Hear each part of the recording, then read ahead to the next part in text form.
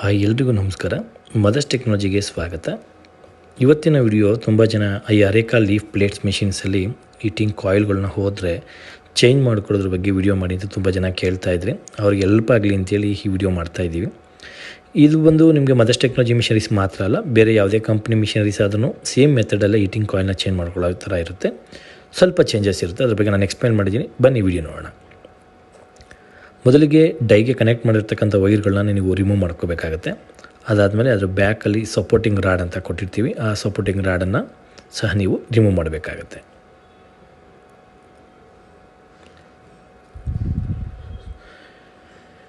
Remove ಮಾಡಿ ಡೈನ ಸ್ವಲ್ಪ ಮೇಲೆ ಅಪ್ ಮಾಡಿದ್ರೆ, ಮದರ್ಸ್ ಟೆಕ್ನಾಲಜಿ ಮಿಷನರೀಸಲ್ಲಿ ಈ ಥರ ಥ್ರೆಡ್ ಸಿಸ್ಟಮ್ ಕೊಟ್ಟಿರೋದ್ರಿಂದ ನೀವು ಈ ರೀತಿ ತಿರುಗಿಸ್ಬೇಕಾಗತ್ತೆ. ಬೇರೆ ಕೆಲವೊಂದು ಮಿಷಿನ್ಗಳಲ್ಲಿ ಈ ಒಂದು ಪಿನ್ ಸಿಸ್ಟಮ್ ಅಂತ ಕೊಟ್ಟಿರ್ತಾರೆ, ಅದರಲ್ಲಿ ಬಂದು ನೀವು ಜಸ್ಟ್ ಒಂದು ಸ್ಕ್ರೂ ಟೈಪ್ ಇರುತ್ತೆ, ಅದನ್ನು ಚೇಂಜ್ ಮಾಡ್ಕೋಬೇಕಾಗುತ್ತೆ. ನಂತರ ಡೈನ ಎತ್ಕೊಂಡು ಈ ಮೇಲ್ಗಡೆ ಕೊಟ್ಟಿರ್ತಕ್ಕಂಥ ನಟ್ಗಳನ್ನು ನೀವು ರಿಮೂವ್ ಮಾಡ್ಕೋಬೇಕಾಗುತ್ತೆ. 2 ಸ್ಪ್ಯಾನರ್ನ ಯೂಸ್ ಮಾಡೋದು ಒಳ್ಳೆಯದು. ಯಾಕೆಂತಂದರೆ ನಾವು ಅದನ್ನು ಲಾಕ್ ಮಾಡಿರ್ತೀವಿ, ಆ ಲಾಕ್ ಮಾಡಿದಾಗ ನಿಮ್ಗೆ ಈಸಿಯಾಗಿ ಬಿಚ್ಚಕ್ಕಾಗಲ್ಲ. ಹಾಗಾಗಿ ನೀವು 2 ಸ್ಪ್ಯಾನರ್ನ ಯೂಸ್ ಮಾಡಿದ್ರೆ ಈಸಿಯಾಗಿ ಅದನ್ನು ರಿಮೂವ್ ಮಾಡ್ಕೋಬೇಕಾಗುತ್ತೆ. ಮಾಡಿಕೊಂಡು ನಂತರ ಇದೆಲ್ಲ ಬೋಲ್ಟ್ಸ್ಗಳನ್ನೆಲ್ಲ ನೀವು ಈಸಿಯಾಗಿ ಆಚೆ ತೆಗೆದು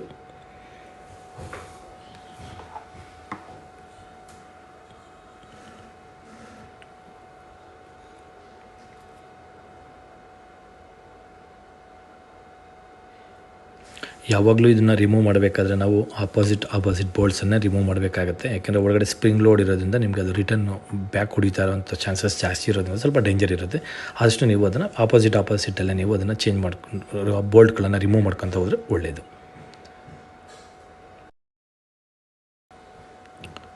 ಈ ಬೋಲ್ಟ್ಸ್ ಎಲ್ಲ ರಿಮೂವ್ ಆದಮೇಲೆ ನೋಡಿ, ನೀವು ಜಸ್ಟ್ ಈಸಿಯಾಗಿ ಇದನ್ನು ಎತ್ಕೊಂಡ್ರೆ ನಿಮಗೆ ಆ ಥರ ಕಟರ್ ಸಪ್ರೇಟ್ ಆಗುತ್ತೆ. ಅದಾದಮೇಲೆ ಒಳಗಡೆ ಇರ್ತಕ್ಕಂಥ ಸ್ಪ್ರಿಂಗ್ಗಳನ್ನೆಲ್ಲ ನೀವು ರಿಮೂವ್ ಮಾಡಿ ಈ ಥರ ಬೋಲ್ಟ್ ಸಿಸ್ಟಮ್ಸ್ ಇರುತ್ತೆ. ಅಂದರೆ ನಮ್ಮದು ಒಳಗಡೆ ಏನಾಗುತ್ತೆ, ಎಕ್ಸ್ಟ್ರಾ ಪ್ಲೇಟ್ ಸಪೋರ್ಟನ್ನು ಕೊಟ್ಟಿರೋದ್ರಿಂದ ನಿಮಗೆ ಅದು ಸ್ವಲ್ಪ ಸ್ಟ್ರೆಂತ್ ಬೇಕು, ಹೆವಿ, ಮತ್ತು ಯಾವುದೇ ರೀತಿ ಅಲ್ಯೂಮಿನಿಯಂ ಮೇಲೆ ಲೋಡ್ ಬೀಳಬಾರ್ದು ಅಂತೇಳಿ ನಾವೇನು ಮಾಡಿದ್ದೀವಿ, ಈ ಥರ ಒಂದು ಬೋಲ್ಟ್ ಸಿಸ್ಟಮ್ ಪ್ಲೇಟ್ ಮಾಡಿದ್ದೀವಿ.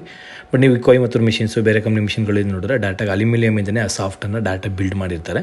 ಆವಾಗ ನಿಮಗೆ ಕಟರ್ ಸಿಗಲ್ಲ, ಈ ಪ್ಲೇಟ್ ಎಕ್ಸ್ಟ್ರಾ ಸಿಗಲ್ಲ ನಿಮ್ಗೆ ಅದರಲ್ಲಿ. ಸೊ ಬಟ್ ಮದರ್ಸ್ ಟೆಕ್ನಾಲಜಿ ಮಿಷಿನರೀಸಲ್ಲಿ ನೀವು ಈ ಪ್ಲೇಟ್ನ ರಿಮೂವ್ ಮಾಡೇ ನೀವು ಆ ಹೀಟರ್ನ ತೆಗಿಬೇಕಾಗತ್ತೆ.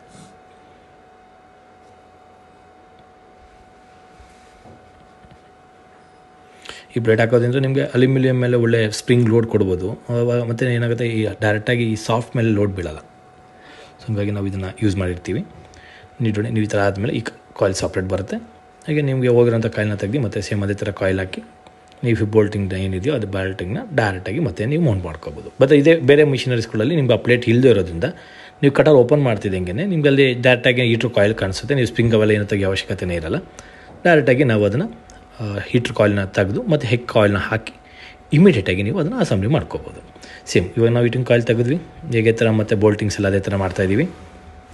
ಬಟ್ ಬೋಲ್ಟ್ ಎಲ್ಲ ಮಾಡಿ ಮತ್ತು ನೀವು ಸೇಮ್ ನಾರ್ಮಲಾಗಿ ನೀವು ಅದನ್ನು ಟೈಟ್ ಮಾಡ್ಕೋಬೇಕಾಗುತ್ತೆ. ಅದಾದಮೇಲೆ ನೀವು ಮತ್ತೆ ಸೇಮ್ ಅದೇ ಥರ ಸ್ಪ್ರಿಂಗ್ಗಳನ್ನೆಲ್ಲ ಹಾಕಿ ಈ ಕಟರ್ನ ಮತ್ತು ಮೇಲ್ ಡೈರೆಕ್ಷನಲ್ಲಿ ಕೂರಿಸ್ಬೇಕಾದ್ರೆ ನೀವು ಒಂದು ಸ್ವಲ್ಪ ನೋಡ್ಕೊಂಡು ಕೂರಿಸ್ಬೇಕಾಗುತ್ತೆ. ಯಾಕಂದರೆ ಬ್ಲೇಡ್ಸ್ ತುಂಬ ಶಾರ್ಪ್ ಇರೋದ್ರಿಂದ ಸ್ವಲ್ಪ ಕೈನ ಹುಷಾರ ನೋಡಿಕೊಂಡು ನೀವು ಕೂರಿಸ್ಕೊಳ್ಳಿ. ನೀವು ಹೀಟ್ರ್ ಪಾಯಿಂಟು ನೀವು ಅಲ್ಲಿ ಹೋಲ್ ಕೊಟ್ಟಿರ್ತೀವಿ, ಆ ಪಾಯಿಂಟಿಂದ ಆಚೆ ಬರಬೇಕು. ಸೊ ಅದಾದಮೇಲೆ ಸೇಮ್ ಫಸ್ಟು ನಾವೇನು ರಿಮೂವ್ ಮಾಡೋದಕ್ಕಿಂತ ಮುಂಚೆ ಬೋಲ್ಟ್ಸ್ಗಳನ್ನು ಸುತ್ತ ಹಾಕಿದ್ದೀವಲ್ಲ, ಆ ನಟ್ಗಳೆಲ್ಲ, ಸೊ ನೋಡಿ ನೀವು ಅದೇ ಥರ ಈ ನಟ್ಗಳನ್ನ ನೀವು ಹಾಕ್ಕೋಬೇಕಾಗುತ್ತೆ.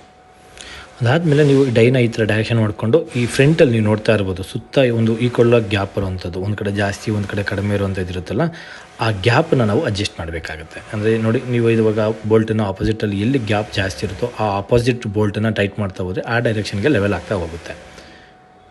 ನೋಡ್ತಾ ಇರ್ಬೋದು, ನೋಡಿ ಒಂದು ಸೈಡ್ ಜಾಸ್ತಿ ಇದೆ, ಈಗ ಆ ಡೈರೆಕ್ಷನ್ನ ಟೈಟ್ ಮಾಡಿ ನೋಡಿ, ಮತ್ತು ಈಗ ಅದೇ ಥರ ಟೈಟ್ ಆಗ್ತಾ ಹೋಗುತ್ತೆ.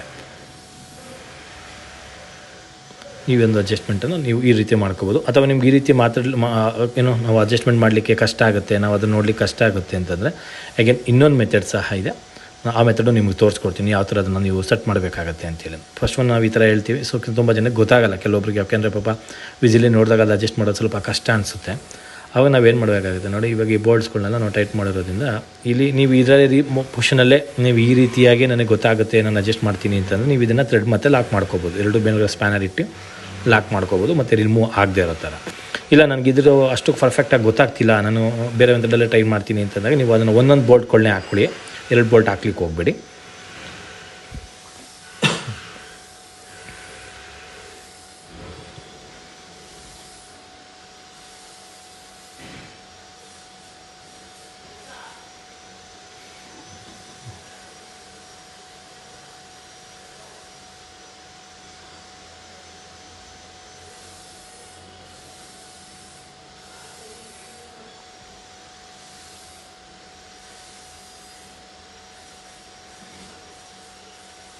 ನಿಮಗೆ ಗೊತ್ತಾಗಿದ್ದರೆ ಈ ರೀತಿಯ ಟೈಟ್ ಮಾಡ್ಕೊಳ್ಳಿ.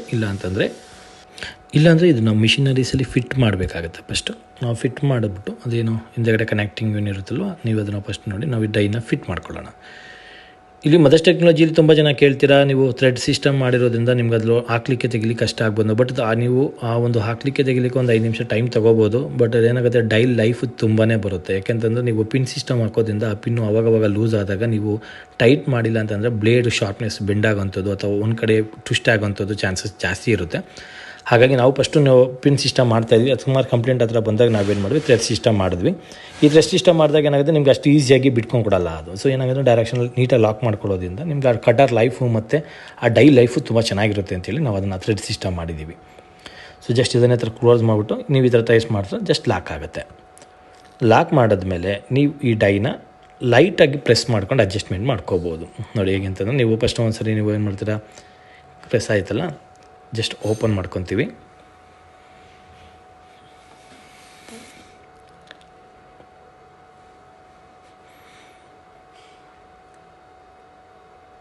ಈ ಅಲ್ಯೂಮಿನಿಯಮು ಈಕ್ವಲಾಗಿ ಬರಬೇಕು ಅಂತೇಳಿ ನೋಡಿ. ಇವಾಗ ನಾವು ಜಸ್ಟ್ ಈ ಪೊಸಿಷನ್ ಇಸ್ಕೊಂಡು ಅದನ್ನು ಲಾಕ್ ಮಾಡ್ಕೊತೀವಿ. ಅವಾಗ ಏನಾಗುತ್ತೆ ಅಂದರೆ, ನಿಮಗೆ ನೋಡಿ ಈಕ್ವಲಾಗಿ ಎಲ್ಲ ಕಡೆನೂ ಒಂದೇ ಲೆವೆಲಾಗಿ ಅಲ್ಯೂಮಿನಿಯಮ್ ಈಚೆ ಇರುತ್ತೆ.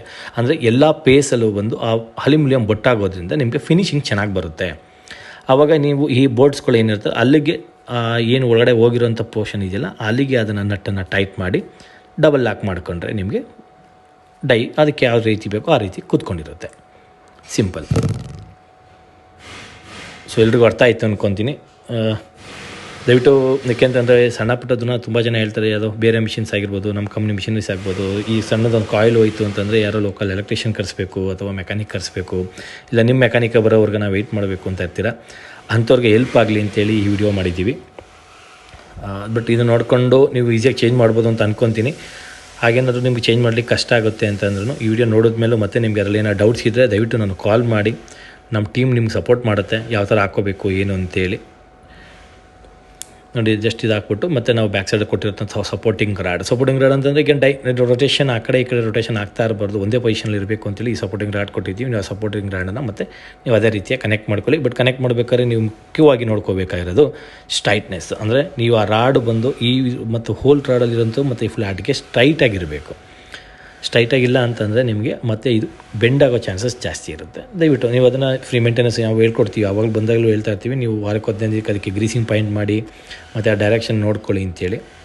ಅದನ್ನು ಮಾಡಿಕೊಂಡು ಅಗೇನ್ ಸೇಮ್ ನಮ್ಮ ಈ ಹೀಟಿಂಗ್ ಕಾಯಿಲ್ಗಳಿಗೆ ವೈರ್ನ ಕನೆಕ್ಟ್ ಮಾಡಿದ್ರೆ ನಿಮ್ಮ ಹೀಟಿಂಗ್ ಚೇಂಜ್ ಮಾಡೋ ಕೆಲಸ ಕಂಪ್ಲೀಟ್ ಆಯಿತು ಅಂತ.